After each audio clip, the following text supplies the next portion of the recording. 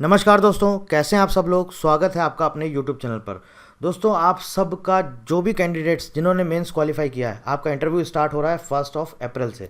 कब से स्टार्ट हो रहा है? 1 अप्रैल और चलेगा 27 आई थिंक 26 या 27 अप्रैल तक आपका इंटरव्यू चलेगा। इस वीडियो को बहुत ध्यान से देखिएगा। मैं बहुत सारी इंपॉर्टेंट चीज़ें आपसे इस वीडियो में शेयर करने वाला हूं और ये आपके लिए बहुत यूज़फुल रहेगा। देखिए, मैं आपसे कभी भी किसी वीडियो में नहीं बोलता हूं कि आप लाइक करो, शेयर करो या हमारा वीडियो पूरा देखो। मैं कभी किसी वीडियो में नहीं बोलता हूं, लेकिन मैं सिर्फ इसलिए बोल रहा हूं कि आपके लिए यूज़फुल है। आपका मन करे तो आप देखिए, नहीं मन करे तो मत देखिए, लेकिन मैं बहुत इंपॉर्टेंट चीज़ें आपसे बताने वाला हूँ। देखिए, पहली चीज़ क्या है कि अभी आज हो गई ऑलरेडी 28। अब बहुत सारे कैंडिडेट्स ऐसे हैं जिनका इंटरव्यू 1 अप्रैल को ही रख दिया है। अब उनके पास हार्डली 3 दिन बचे हैं, 29, 30, 31। और बहुत सारी क्वेरीज आई हैं किसको लेकर के? ड्रेस कोड को लेकर के, कि ड्रेस कोड क्या रहना चाहिए, क्या चीज़ें फॉलो करनी है, क्या चीज़ें नहीं फॉलो करनी है, क्या क्या चीज़ें ऐसी हैं जो हमें अवॉइड करनी है। इसके साथ साथ IPR में हमें क्या पढ़ना है। तो ये 3 दिन में मैं कोशिश करूंगा कि आपको ड्रेस कोड जो भी मेल कैंडिडेट्स हैं उनके लिए, फीमेल कैंडिडेट्स के हैं उनके लिए बताऊंगा कि क्या चीज़ें आपको फॉलो करनी है, क्या नहीं करनी है। और IPR में ये आपसे क्या पूछेंगे, वो पूरा IPR अगर मेरे पास टाइम रहा तो मैं आपको IPR का रिवीजन भी करा दूंगा। अदरवाइज़ मैं आपको IPR में क्या क्या चीज़ें पढ़नी है, कैसे पढ़नी है, सब कुछ बता दूंगा। एक चीज़ ध्यान रखिए दोस्तों कि जो IPR आपसे वहाँ पर जो क्वेश्चन पूछेंगे, मैं हर वीडियो में मैंने आपको बोला है आपको टारगेट क्या करना है, एटलीस्ट 70+ इंटरव्यू में। 70 तक भी ले आते हैं तो भी बहुत अच्छा स्कोर है। कोशिश करिएगा इंटरव्यू में 60, 70, 70+, इतना तो आपको स्कोर करना ही पड़ेगा। उसके लिए क्या करना है, सबसे पहली और इम्पॉर्टेंट चीज़, बी ऑनेस्ट। किसी भी तरह का झूठ बोलने की कोशिश मत करिएगा, बिकॉज जो इंटरव्यू में पैनल में जो मेंबर्स हैं they are experts in their field. आप ये सोचेंगे कि वो जो सामने बंदा बैठा है वो बायोकेमिस्ट्री फील्ड का है, मैं सिविल का हूँ तो मैं इन्हें घुमा फिरा लूँगा, नहीं। उनको बहुत एक्सपीरियंस है और वो एक्सपर्ट हैं अपनी फील्ड के। तो एकदम आपको ऑनेस्ट रहना है, स्पेसिफिक रहिए अपनी चीज़ों को लेकर के जो भी आप आंसर कर रहे हैं, और इसके साथ साथ स्ट्रेट फॉरवर्ड क्लियर आंसर दीजिए। आपको आता है तो यस आंसर दीजिए, नहीं आता है तो क्लियर बोलिए मुझे नहीं आता है। और किसी भी तरह का आपके अंदर फियर नहीं होना चाहिए, डर नहीं होना चाहिए। साफ झलकता है, आप जब वहाँ पर आंसर देंगे आप उनको पता चल जाएगा कि आपके अंदर किसी चीज़ का डर है। या आप ये बोलेंगे कि मैं फाइनेंशियली वीक हूँ, मुझे इस जॉब की बहुत ज़रूरत है, तो इस तरह के प्लीज़ आंसर मत करिएगा। या सोसाइटी में मुझे सोसाइटी का भला करना है, गवर्नमेंट जॉब का मुझे टैग मिल जाएगा तो मेरी सोसाइटी में एक अलग पहचान बन जाएगी, मेरा रुतबा बन जाएगा। इसका फ़र्क उनके ऊपर नहीं पड़ता और अगर आपने इसका आंसर किया तो आपके मार्क्स कट सकते हैं। तो इस तरह के आंसर्स आपको बिल्कुल नहीं करने हैं। अब जो सबसे इम्पॉर्टेंट क्वेश्चन आता है वो यही है कि आप ये जॉब क्यों ज्वाइन करना चाहते हैं, why do you want to join this organisation. Most important question है और ऑलमोस्ट हर कैंडिडेट से पूछा जाएगा और हर कैंडिडेट डिफरेंट आंसर करेंगे। उसमें भी कुछ कैंडिडेट सेलेक्ट होंगे, कुछ कैंडिडेट रिजेक्ट होंगे। किस पर डिपेंड करेगा? आपके आंसर्स पे, आपने क्या आंसर किया है। तो अभी मैं आपको वो बताऊंगा कि आपको क्या आंसर करना है और क्या नहीं करना है। इसके साथ साथ जो IPR से रिलेटेड आपका जो पोर्शन है उसमें आपको क्या पढ़ना है। देखिए दोस्तों, आपका जो ये इंटरव्यू है 100 मार्क्स का है, ठीक है। वेटेज कितना है इसका? 20%। 80% आपका रिटर्न है। अगर आपका रिटर्न अच्छा हुआ है तो बहुत अच्छी बात है। मान लीजिए आपको लग रहा है कि चलिए आप क्वालिफाई तो कर गए लेकिन पेपर ऑन एन एवरेज हुआ, तो ये आपके पास गोल्डन चांस है, आप यहाँ पर अच्छा परफॉर्म कर सकते हैं। इसके लिए आपको क्या करना होगा दोस्तों, देखिए पहली चीज़ जो आपका HR राउंड है, इसके आपसे 10 से 20% क्वेश्चन पूछेंगे, हार्डली 3-4 क्वेश्चन। बैकग्राउंड आपका, एजुकेशनल क्वालिफिकेशन, फैमिली बैकग्राउंड, इस तरह के क्वेश्चंस आपसे पूछ सकते हैं। वीकनेस या स्ट्रेंथ, मेन वो किस पे फोकस करेंगे, मेनली जो उनका फोकस रहेगा वो किस पे रहेगा, आपके सब्जेक्ट पर। आपको अपनी सब्जेक्ट की कितनी कमांड है, कितनी नॉलेज है। और इसके साथ साथ IPR, this is the most important section. क्यों? क्योंकि आप जॉब ही यही ज्वाइन करने जा रहे हैं। कंट्रोलर की आपकी जॉब है, एग्जामिनर की आपकी पोस्ट है, कंट्रोलर एग्जामिनर, ठीक है। तो ये है, तो आपसे बेसिकली वो क्या पूछेंगे, IPR। अब IPR में क्या पूछेंगे ये ज़रा थोड़ा सा समझ लीजिए। वो आपसे MCQ बेस्ड क्वेश्चन आंसर नहीं पूछने वाले हैं कि पेटेंट एक्ट कब लागू हुआ था, कभी नहीं पूछने वाले हैं, ठीक है। आप पढ़ के ज़रूर जाइएगा कि ये सारी चीज़ें हैं, जैसे आपका पेटेंट का हेडक्वार्टर कहाँ पर है, पेटेंट ऑफिस का, या फिर कॉपीराइट रजिस्ट्री का कहाँ पर है, इसके बारे में पता होना चाहिए एटलीस्ट, क्योंकि आप देने जा रहे हैं तो आपको पता होना चाहिए। लेकिन आपको फोकस किस पे करना है, वो आपसे क्या पूछेंगे, वो पूछेंगे conditional based questions, condition based, या फिर आप बोल सकते हैं सिचुएशन बेस्ड। मैं आपको एग्जाम्पल से बताता हूँ कि किस तरह का आपसे क्वेश्चन पूछा जाएगा दोस्तों। वो आपसे ये पूछ सकते हैं कि suppose you are a patent examiner, आप एक पेटेंट एग्जामिनर हैं, आपके पास एक पेटेंट एप्लीकेशन आता है, मतलब कि रजिस्ट्रेशन के लिए पेटेंट का एक एप्लीकेशन आता है।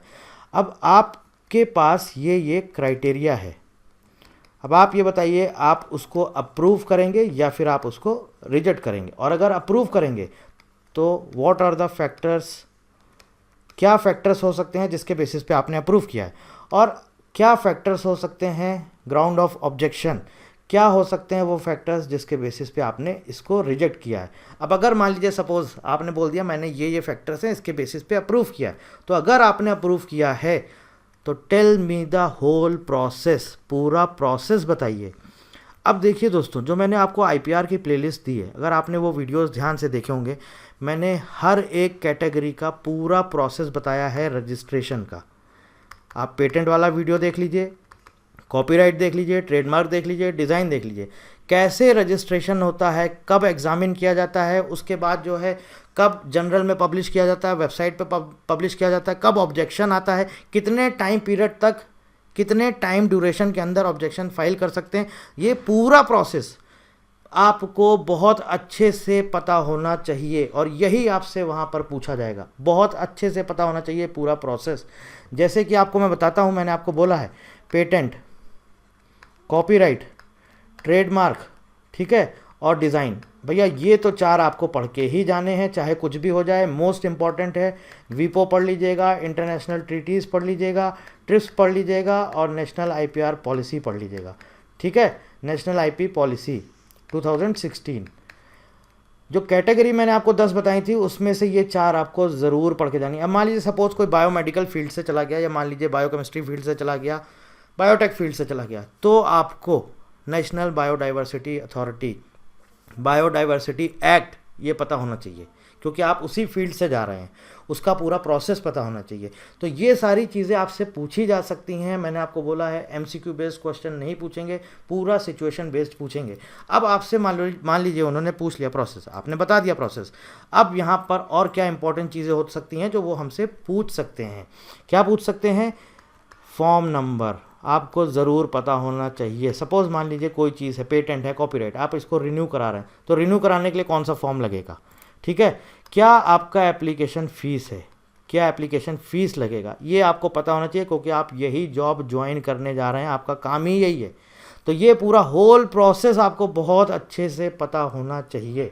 और अभी आगे मैंने आपको बोला है कि मैं आपको इसका आईपीआर का एक रिवीजन दूंगा, उसमें मैं आपको ये सारी चीज़ें बताऊंगा। एक बार फिर से बताऊंगा कि अगर टाइम मिला मुझे तो मैं पूरा तो नहीं आपको रिवीजन दे पाऊंगा, लेकिन कोशिश करूंगा जो जो इंपॉर्टेंट पार्ट है वो मैं आपसे ज़रूर शेयर करूंगा, उसका मैं आपको वीडियो दे दूंगा, ठीक है। और अगर आपको लगता है, एक तो ड्रेस कोड का video male candidates, female candidates के लिए, और आईपीआर का वीडियो ये मैं आपको दूंगा। इसके अलावा आपको लगता है कुछ और रिक्वायरमेंट है तो आप हमें वो बताइएगा, मैं उसकी भी कोशिश करूंगा। और इसके साथ साथ 1 अप्रैल से जो भी कैंडिडेट्स इंटरव्यू दे के आएंगे, अगर वो अपना एक्सपीरियंस हमसे शेयर करेंगे तो मैं कोशिश करूँगा कि उनका वो एक्सपीरियंस मैं आपसे भी शेयर करूँ, ठीक है। अब बात आती है why do you want to join this organisation, most most most important question, ठीक है। क्या आंसर करना है आपको? थोड़ी देर वीडियो को पॉज करिए, ध्यान से सोचिए आपको क्या इसका आंसर करना चाहिए। पहली चीज़ अवॉइड करिएगा कि किसी भी तरह का वहाँ पर एरोगेंस मत दिखाइएगा, किसी भी तरह का शो ऑफ मत करिएगा कि आप पता चला हाथ में 4-4 रिंग पहन के जा रहे हैं, उन्हें समझ में आ जाएगा ये बंदा कैसा है, ठीक है ना। तो इस तरह का कुछ भी मत करिएगा। तो इसलिए बोल रहा हूँ ड्रेस कोड बहुत अच्छे से करके जाइएगा, मैं आपको बताऊंगा क्या क्या चीज़ें फॉलो करनी है, तो उसको ज़रूर देख के जाइएगा। अब ये बात आती है कि आपको ऑर्गेनाइजेशन क्यों ज्वाइन करना है, आपने सोच लिया है। पहली चीज़, आपके अंदर किसी भी चीज़ का फियर नहीं होना चाहिए, फाइनेंशियल प्रॉब्लम, कुछ भी इस तरह का आपको आंसर नहीं देना है। सोसाइटी का भला करना है, कुछ भी आंसर ऐसा नहीं देना है। गवर्नमेंट जॉब का टैग चाहिए, सोसाइटी में अपनी एक अलग पहचान होनी चाहिए। कुछ भी इस तरह का आपको आंसर नहीं करना है, ध्यान रखिएगा। कुछ भी इस तरह का आंसर नहीं करना। अब आंसर क्या करना है? आंसर ये करना है कि जो मेरा ये वर्क प्रोफाइल है कंट्रोलर का, ठीक है, या एग्जामिनर बोल सकते हैं, जो मेरा ये वर्क प्रोफाइल है, ये वर्क प्रोफाइल मेरा ऐसा है, पहली चीज़ तो मुझे बहुत बड़ा प्लेटफॉर्म मिलेगा, मुझे बहुत बड़ा प्लेटफॉर्म मिलेगा। दूसरी चीज़, जो मेरा वर्क प्रोफाइल है बहुत डाइवर्सिफाइड है। ये जो मेरा वर्क प्रोफाइल है बहुत डाइवर्सिफाइड है। यहाँ पर मैं अलग अलग इंटेलेक्चुअल प्रॉपर्टीज़ की जो अलग अलग कैटेगरीज हैं, मैं उनके बारे में सीखूंगा, जैसे कि patent, copyright, trademark, design, GI, design, SICLD। तो ये जो मेरा वर्क प्रोफाइल है बहुत ही डाइवर्सिफाइड है। मुझे अलग अलग चीज़ें सीखने को मिलेंगी। मेरे आगे मेरे करियर में, मेरे फ्यूचर पर्सपेक्टिव से देखा जाए तो मेरे लिए एक बहुत अच्छी ग्रोथ मुझे मिलेगी, बिकॉज जो मेरा वर्क प्रोफाइल है that is very very diversified. ठीक है, तो ये प्रॉपर और करेक्ट आंसर है इसका। आप ये भी बोल सकते हैं, मैंने आपको एक 50 क्वेश्चंस का आपको इंटरव्यू का एक गाइड दिया हुआ था, आप वो भी डाउनलोड कर लीजिएगा, उसको भी पढ़ के जाइएगा। मैंने वहाँ पर भी एक इस तरह का आंसर दिया था कि मैं बहुत पैशनेट हूँ क्रिएशन को लेकर के, इनोवेशन को लेकर के, और मैं इन चीज़ों में बहुत इंटरेस्ट रखता हूँ, मुझे बहुत इंटरेस्ट है, मैं इन चीज़ों को सीखना चाहता हूँ। आप ये भी आंसर कर सकते हैं। और फिर बाद में आपको लगे कि मैं अपने इस काम के थ्रू कंट्री का बेटरमेंट करने के लिए मैं ये ऑर्गेनाइजेशन ज्वाइन करना चाहता हूँ, तब इट वुड बी बेटर।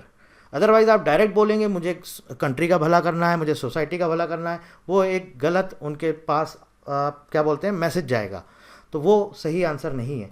तो आपको क्या करना है, आपको सिंपल यही बोलना है कि जो ये मेरा वर्क प्रोफाइल है, मुझे इसमें बहुत सारी चीज़ें सीखने को मिलेंगी, बहुत डाइवर्सिफाइड मेरी वर्क प्रोफाइल है, मुझे अलग अलग डिपार्टमेंट में अलग अलग लोगों से कोऑर्डिनेट करने का मौका मिलेगा, मुझे उनसे अलग अलग चीज़ें सीखने को मिलेंगी, मुझे एक बहुत बड़ा प्लेटफॉर्म मिल रहा है मेरे फ्यूचर ग्रोथ के लिए। तो आप इस तरह का आंसर ये कर सकते हैं।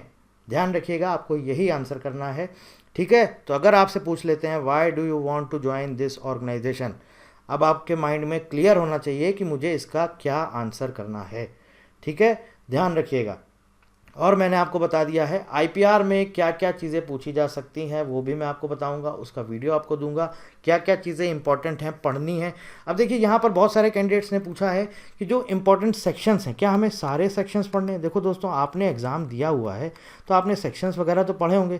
अब आपको सारे नहीं पढ़ने, जो जो इंपॉर्टेंट सेक्शंस हैं, मैंने एक PDF दिया था, आपको याद होगा अगर, पेटेंट का, कॉपीराइट का, ट्रेडमार्क का, मैंने सिर्फ उसमें आपको सेक्शंस दिए थे, तो आप वो सेक्शंस पढ़ लीजिएगा। सेक्शन नंबर, अब ऐसा नहीं है कि आपसे पूछ लेंगे कि बताइए सेक्शन नंबर 3 का क्या मतलब है, सेक्शन 4 का क्या मतलब है, ऐसा नहीं है। लेकिन जो जो इंपॉर्टेंट हैं सेक्शन, वो आपको इंपॉर्टेंट सेक्शंस पता होने चाहिए। बाकी पूरा का पूरा जो ये आपसे क्वेश्चन आंसर करेंगे वो इसी तरह के करेंगे। और बहुत ज़्यादा घुमा फिरा के आंसर मत करिएगा, सीधा स्ट्रेट फॉरवर्ड आंसर करिएगा और स्पेसिफिक रहिएगा। बहुत लंबा चौड़ा आंसर मत करिए, क्योंकि आप जितना जिस फील्ड में घुसेंगे आपसे वो उसी फील्ड से रिलेटेड क्वेश्चन आंसर करते जाएंगे। और फिर उसके बाद क्या होगा, फिर आप एंड मोमेंट आएगा, आप वहाँ पर रुक जाएंगे, आप आंसर नहीं कर पाएंगे और बस वो उसी जगह आपको पकड़ लेंगे। तो ठीक है, आपको ऑनेस्ट रहना है, स्पेसिफिक रहना है, स्ट्रेट फॉरवर्ड आंसर करना है, किसी भी तरह का झूठ मत बोलिएगा, कोशिश करिए, बिल्कुल किसी भी तरह का शो ऑफ मत करिएगा। हर चीज़ आपकी जो इंटरव्यूअर है आपको देख करके वो पहचान लेंगे कि ये बंदा सेलेक्ट होने लायक है या नहीं है। आपकी पर्सनैलिटी ही सब कुछ बयां कर देगी वहाँ पर। कुछ और भी आप इससे रिलेटेड पूछना चाहते हैं, किसी भी तरह की आप क्वेरी है, मैंने नंबर दे दिया है आपका। जब तक इंटरव्यू नहीं हो रहा है आप बराबर मुझसे टच में रह सकते हैं, आप कॉल कर सकते हैं मुझे, आप मुझसे बात कर सकते हैं, आप मुझसे व्हाट्सएप कर सकते हैं, आप कभी भी किसी भी तरह की क्वेरी पूछ सकते हैं। मैं बराबर अवेलेबल हूँ आपके लिए जब तक आपका इंटरव्यू नहीं हो रहा। ठीक है, कुछ भी जानकारी चाहिए आप कभी भी पूछ सकते हैं। So thank you very much and thank you for watching.